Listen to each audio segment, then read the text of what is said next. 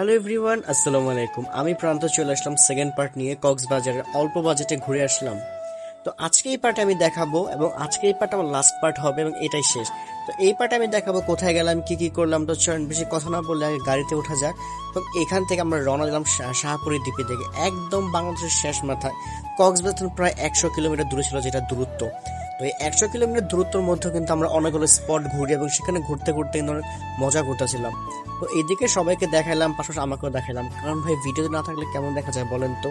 তো এইদিকে কিন্তু আমরা এক পাশে পাহাড় দেখছিলাম, পাহাড়টা এত ভালো লাগছে। পাহাড়ের পাশাপাশি সাগর, এই সাগর দেখতে আমরা চলে যাই প্রায় আমরা হিমছড়িতে।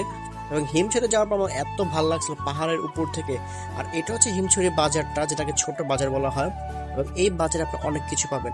তো ফার্স্ট অফ অল আমরা ঝর্ণার দিকে যাবো। 30 টাকার টিকিট কেটে আমরা চলে গেলাম ঝর্ণার দিকে। এবং ঝর্ণাটা দেখতে আর্টিফিশিয়াল লাগছে, একদম ভাল লাগে না এই ঝর্ণাটা আমার কাছে। কারণ আমি আগের বারও আসছি, তখন আমার দেখে গেছে, আমার কাছে ভালো লাগে না ঝর্ণাটা বেশি একটা। তো এই ঝর্ণা দেখা শেষে এখন উপরে উঠে যাবো পাহাড়ের দিকে। এই সিঁড়িগুলা বাইতে এত পরিমাণে কষ্ট লাগছে আমার কাছে, কারণ আমি হচ্ছে স্বাস্থ্যবান মানুষ। আর আপনারা জানেন স্বাস্থ্যবান মানুষের একটু উপরে উঠতে কষ্ট হয়, নামার সময় ভালো লাগে, বাট উঠতে একটু কষ্ট হয়। তো সেই দিকে কি করবো বলেন, কষ্ট মুষ্ট দূরে রেখে এখন উঠতেছে সিঁড়ি দিয়া। এবং আমরা কিন্তু এখন কি সুন্দর এই ভিউ দেখলে কি আর ভালো লাগে বলেন। এই ভিউ দেখলে সব দুঃখ চলে যায়। আমরা এখন হিমছড়িতে উঠে গেছি।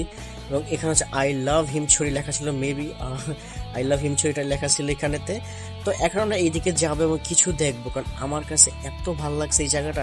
আর এখান থেকে ভাই যেদিকে তাকান না কেন, এক পাশ হচ্ছে আপনার সমুদ্র, আর এক পাশ হচ্ছে আপনার পাহাড়। এবং এই ঢেউগুলো আমাদের দেখতে এত পরিমাণের ভালো লাগছে, তো কি বলবো। আর দেখতে দেখতে আমি পুরো ফিদা হয়ে গেছি। তো যতবার যাই না কেন হিমছড়ি সবার আগে যাই, কারণ হিমছড়ি সবার সামনে পড়ে। তো এখন আমার নেমে যাচ্ছে হিমছড়ি এখান থেকে। তো এখন আমরা যাবো লাল কাঁকড়ার বিচে, যেহেতু আমাদের মাঝখানে 2টা বা 3টা স্পট পড়বে দেখার মতো। এখন সেখানে যাব এবং এত ভালো লাগছিল। তো ফাইনালি কিন্তু আমরা বাহির হবো, এই বাজার থেকে আবার বাহির হবো। কেনার কিছু ইচ্ছা ছিল, বাট হাতে তেমন টাকা নিয়ে বের হয়নি আজকে, জাস্ট গাড়ি ভাড়া খাওয়ার টাকা নিয়ে বেরিয়েছিলাম। তো ফাইনালি কিন্তু আমরা বের হয়ে গেছি। এত সুন্দর ভিউ, মানে কি বলবো, মানে আমার কাছে ভালো লাগছে। তো লাস্টে কিছু ভিডিও ক্লিপ নিয়ে নিলাম, কারণ যে অনেক ক্লিপ আমরা অলরেডি টিকটকে দেখে ফেলেছেন। তো ফাইনালি চলে আসলাম আমরা লাল কাঁকড়ার বিচে।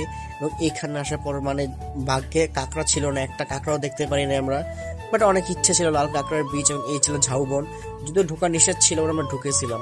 তো এটা হচ্ছে লাল কাঁকড়ার বিচ। তো এখানে আসার পর আমার ভালো লাগে না, এখানেও কোনো কিছু নাই, তাই এটা জুস খাতে চলে গেলাম, কারণ এখানে এসে জাস্ট এনার্জিটা লস হয়েছে আমার।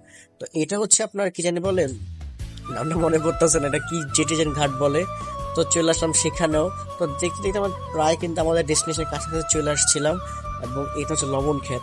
জীবনে প্রথমবার দেখলাম লবণ ক্ষেত, কারণ জানতাম যে লবণ ফ্যাক্টরিতে তৈরি হয়, কিন্তু আজকে দেখে গেলাম যে লবণ ক্ষেতে তৈরি হয়।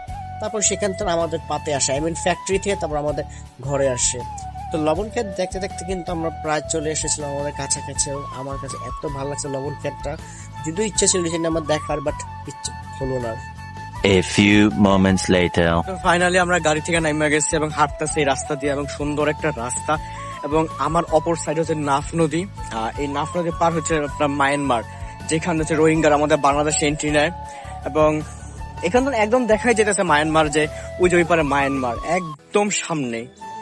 আর এটা হচ্ছে বাংলাদেশের শেষ সীমানা, মানে এদিকটা কক্সবাজারের দিকে শেষ সীমানা। আর শাহপুরী দ্বীপ কক্সবাজার থেকে প্রায় 100 কিলোমিটার দূরে ছিল এটা। তো মানে লাইফে ফার্স্ট এক্সপিরিয়েন্স। আমি হয়তো অন্য বর্ডারে গিয়েছিলাম বাংলাদেশে, বাট এই ফার্স্ট টাইম আরেকটা বর্ডারে আসলাম, সেটা হচ্ছে মায়ানমারের কাছাকাছি একটা বর্ডার। তো আসার সময় তো প্রচুর পরিমাণে চেক করা হয়েছে আমাদেরকে, আল্লাহ জানেন যাওয়ার সময় কতটা চেক করা আমাদেরকে। তো আপনারা দেখতে থাকেন এবং একটু সাপোর্ট করেন আমাকে বেশি বেশি করে, আর কমেন্ট করেন, লাইক করেন, কারণ আপনাদের কমেন্ট আমাকে খুব ভালো লাগে এবং লাইক করে আরো বেশি ভালো লাগে, বুঝছেন। আপনারা আপনাদের প্রতিক্রিয়া আমাকে জানাতে পারেন সব সময়, আপনাদের প্রতিক্রিয়ার উপরে আমি ভিডিও তৈরি করি। হ্যাঁ, তো দেখতে থাকেন এবং আমি আপনাদেরকে আরো দেখাতে থাকি। আর আমি জানি না কক্সবাজার ট্যুরটা পুরোপুরি কমপ্লিট করতে পারছি কিনা, কারণ আমি এনজয় করতেছি যেহেতু এখানে। তো এনজয়ের ফাঁকে ফাঁকে আমি যতটা পারতাছি ততটা হচ্ছে আমি আপনাকে দেখানোর চেষ্টা করতেছি। তো যদিও অনেক আমি দেখাতে পারতাছি না, তার জন্য আগে থেকে মাপ চাচ্ছি আপনাদের কাছে, যে আমাকে একটু ক্ষমাশীল দৃষ্টিতে দেখবেন, কারণ আমি অনেক কিছু দেখাতে পারতাছি না এই মুহূর্তে। এখন আমরা হাঁটা শুরু করলাম সামনের দিকে। তো এটা হচ্ছে আপনার শাহপুরী দ্বীপ। এবং এখানে আসলে একটা মসজিদ দেখলাম, এবং এখানে আসলে পুরো অবাক হয়ে গেছে, মানে আমার মোবাইল তো পুরো 4G তে চলতেছিল।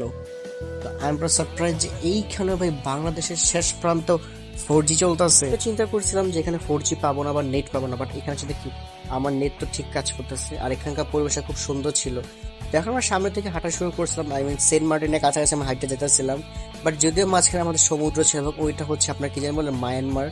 দেখেন এই যে আমরা হাঁটতেছিলাম, হাঁটতে হাঁটতে অনেক দূর হাঁটছি, না হলে আমরা 3 থেকে 4 কিলোমিটার শুধু হাঁটতেই গেছিলাম, এত দূরে হাঁটছি আমরা। তো হাঁটতে হাঁটতে আমরা একটু দেখলাম যে নৌকা, যে সাগরে যেসব নৌকাগুলো ভাসে, এই নৌকাগুলো বলে অনেক দাম। আমরা জিজ্ঞেস করছিলাম কত কত করে একটা নৌকা হয়, ওনারা বললো 20 থেকে 22 লাখ টাকা বলে একটা নৌকার দাম। তাও 3 থেকে 4টা ফ্যামিলি হয়। আর এই হচ্ছে সেই শুটকি, যে শুটকি আমরা বাসায় বসে বসে খাই। দেখেন এখানে কি সুন্দর করে তাদেরকে রোদ দিতেছে। আর দেখেন আরো শুটকি এখানে আছে, আপনাকে দেখাই একটু আমি। তো দেখেন এই যে দেখছেন মাটিতে ফালে তার রোদ দিতেছে, মানে শুটকি কিভাবে তৈরি হয় দেখছেন, তারপর আপনি এত স্বাদ করে খান। তো এটা হচ্ছে একটা দোকান, এবং এখানে আসার পর কিছু কথা বললাম ওদের সাথে।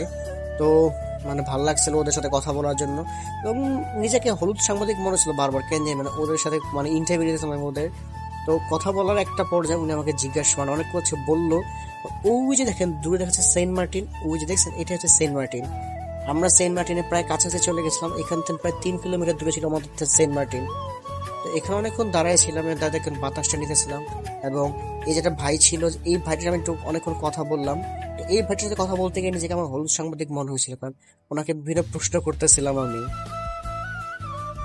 তো আপনারা দেখলেন যে আমি এখানে কথা বললাম একজনের সাথে, এবং এখানকার মানুষরা খুবই ফ্রেন্ডলি টাইপের হয়। এবং মানে আমি বুঝতে পারি নাই, জানি না কতটা তার তাপ্য, তার ব্যবহার, তার কথাবার্তার আচরণ একদম মানে অসাধারণ। মানে আমার কাছে ভালো লাগছে যে আমরা তাকে বলি যে তাকে আমি একটু ঘুরবো, সে আমার তার গ্রামটা দেখাবে, তার দোকান ফেলাইয়া। তো এমনই হয়তো বিভিন্ন জায়গার মানুষ বিভিন্ন রকমের হয়, সব জায়গাতে ভালো খারাপ মানুষ থাকে, বাট এখানে হয়তো আমরা ভালো পাইছি একজনকে। হাতের এদিকে হচ্ছে সাগর এবং সেন্ট মার্টিন, আমি চিন্তাও করতে পারি না যে আমরা এত কাছাকাছি চলে আসতে পারবো সাগরে। আমার কাছে ভাই ভালো লাগছে, আমার ভাড়া যা যাওয়ার গেছে আমার কোনো প্যারা নেই, আমার কোনো কষ্ট নেই, আমার যা ভাড়া গেছে, বাট আমি যে এত সুন্দর একটা ভিউ দেখতে পাচ্ছি এখান থেকে, এবং এত কাছে হচ্ছে আমাদের কি বলে যে সেন্ট মার্টিন দ্বীপটা, ভালো লাগতেছে ভাই। মানে আমার কাছে অনেক ভালো লাগছে, সাগরটা অনেক ভালো লাগছে। বাট এখন যেটা শুটকি সিজন না, আর আমার মা যেটা শুটকি খেতে খুব পছন্দ করে, মানে আমার মা শুটকি খাইতে অনেক পছন্দ করে বুঝছেন। তো আমার মায়ের পয়সা যে এখন সকালে শুটকি লইয়া আসিস, কিন্তু শুটকি সিজনে তারপর আমি দেখবো, যদি পাই ভালো শুটকি পাই অবশ্যই আমি নিয়ে যাব এবং আপনাদেরকে একটু দেখাবো আমি।